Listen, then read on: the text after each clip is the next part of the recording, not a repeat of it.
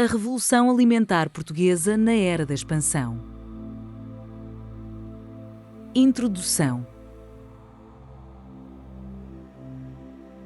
A culinária de Portugal, hoje celebrada pela sua riqueza e diversidade, é o resultado de uma profunda transformação histórica. Antes do século XV, a dieta portuguesa assentava na tradicional base mediterrânica de cereais, azeite, vinho e produtos locais. Contudo, a expansão marítima iniciada por Portugal alterou, de forma permanente e irreversível, a paisagem agrícola e a alimentação no país. Este processo deu origem a um intercâmbio global de espécies vegetais sem precedentes.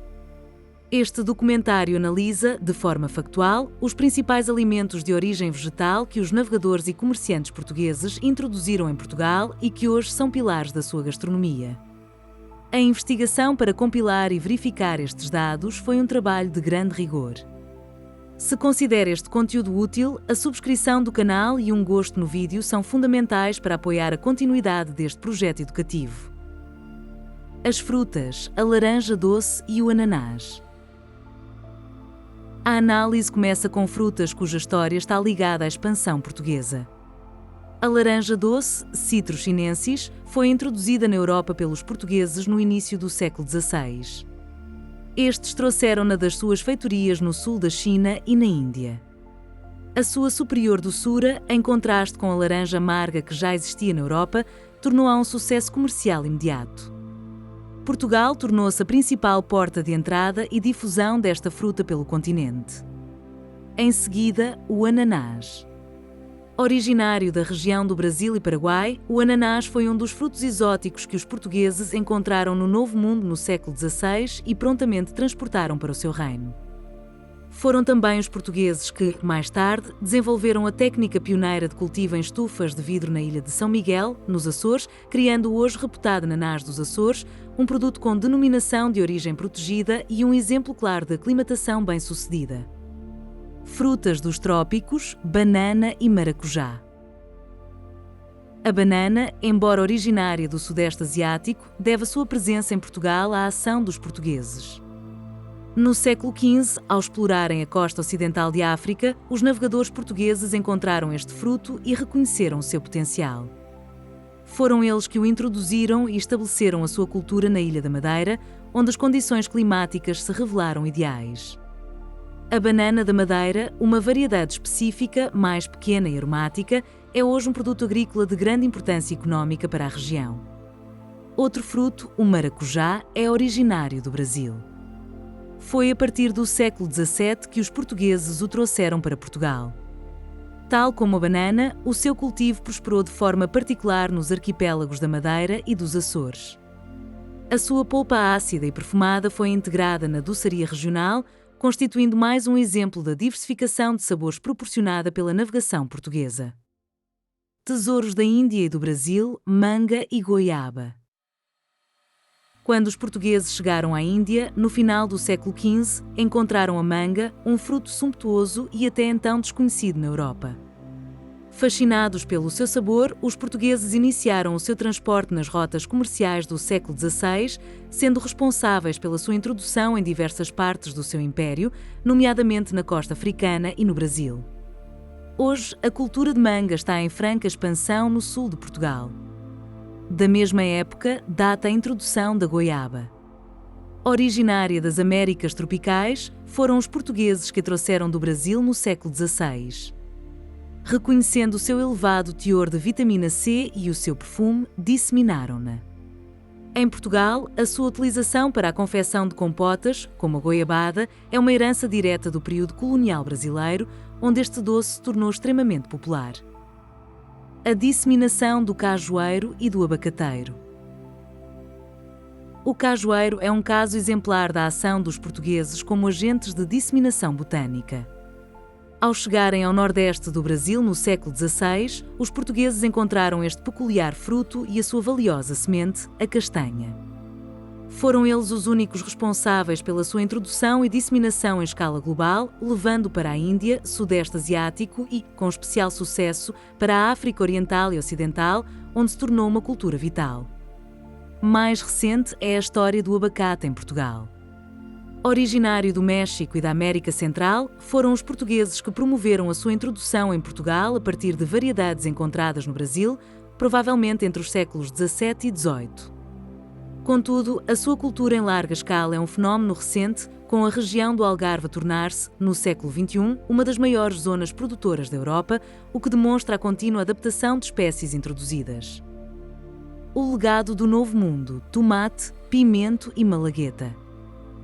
A introdução de certas plantas do género Solanum e Capsicum revolucionou a base de temperos da cozinha portuguesa.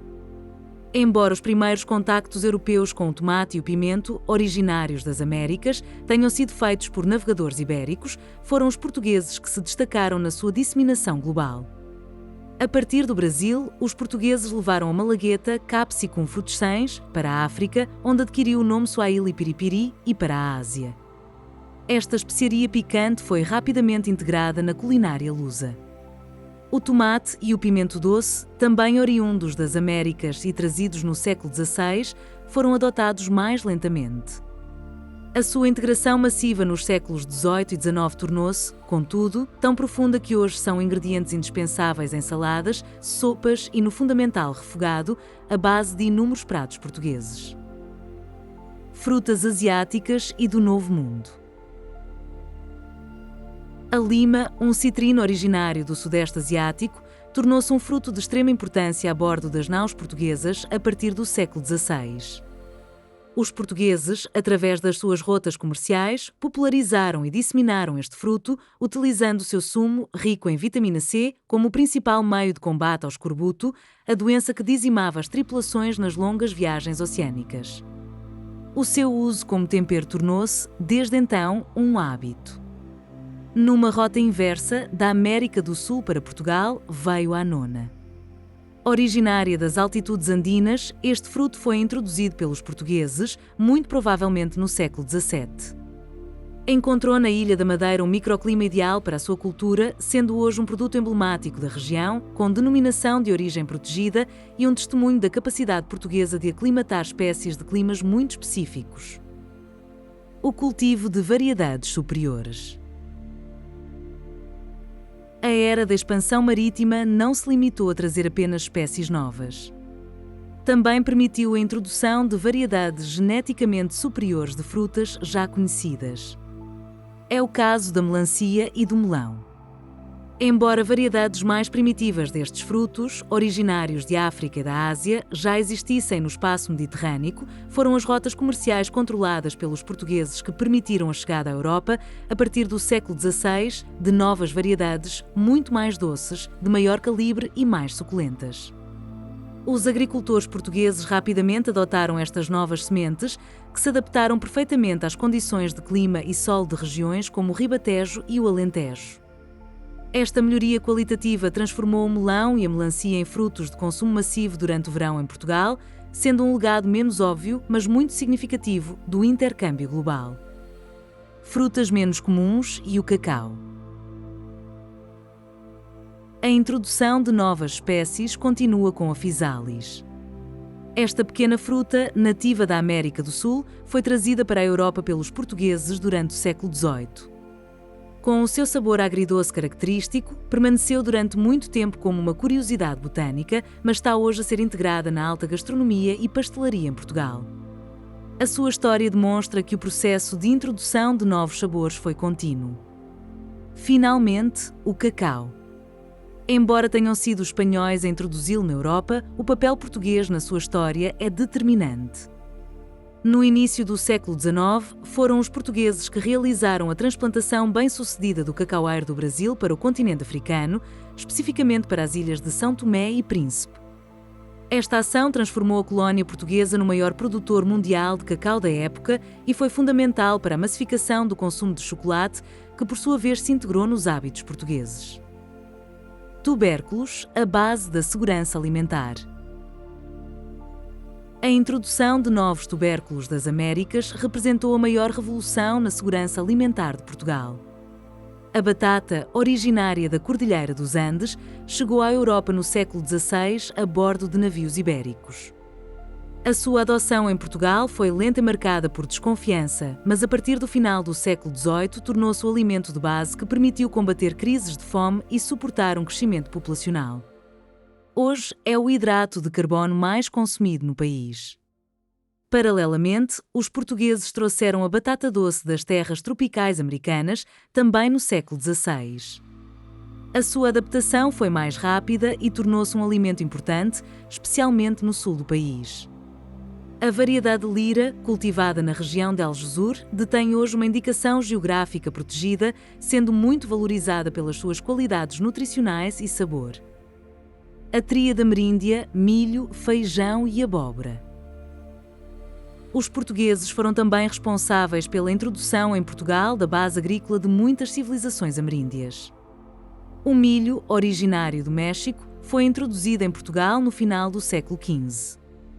Adaptou-se tão bem às terras úmidas do Noroeste que se tornou o cereal dominante na região, sendo a base para a broa, um pão rústico que é um símbolo da gastronomia do Norte. O feijão, em múltiplas variedades, foi trazido pelos portugueses do Brasil no século XVI. Rico em proteína e fácil de armazenar, tornou-se um alimento essencial para a dieta popular, formando a base de pratos como a feijoada. A abóbora, também americana e do século XVI, foi igualmente introduzida pelos portugueses. A sua enorme versatilidade, sendo usada em sopas, pratos principais e sobremesas, garantiu a sua disseminação por todas as hortas do país, enriquecendo a dieta ao longo de todo o ano. Outros legumes vindos do Brasil e Américas.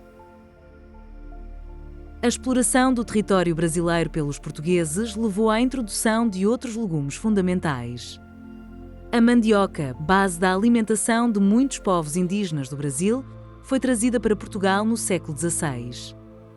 Os portugueses não só a trouxeram para a Europa, como foram os principais responsáveis pela sua introdução no continente africano, onde se tornou um alimento de base para milhões de pessoas.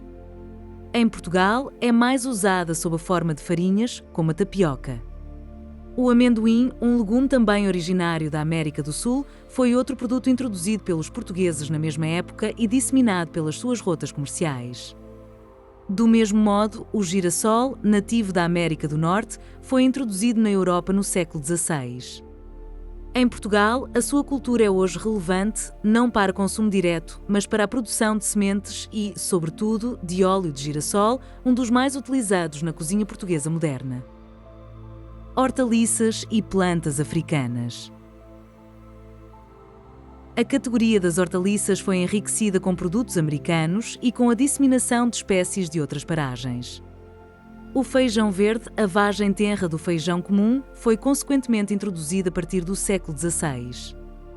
A courgette, embora desenvolvida em Itália, descende de abóboras americanas trazidas para a Europa na mesma época.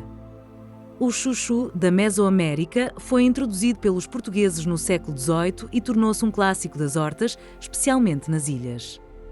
É importante notar que os portugueses não só trouxeram plantas das Américas.